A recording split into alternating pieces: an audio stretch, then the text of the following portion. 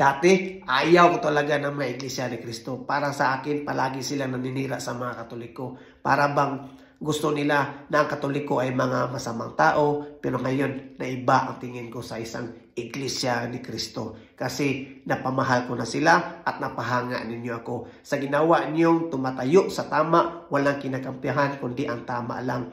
Doon po ako napabilib.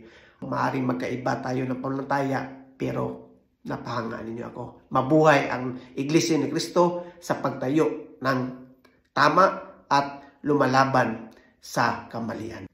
At sa mga madre at pari naman dyan na sumasama sa impeachment complaint, pag-isipan nyo na mabuti. Kung ikakabubuti ba ng ating relihiyon ang pagsama ninyo sa mga ganyang bagay. Doon po tayo sa tama. Wala po tayo kakampiyan. Basta yun ang tama. Bilang isa po Romano Katoliko, ikinahiya ko po ang ginagawa ng ibang kaparian at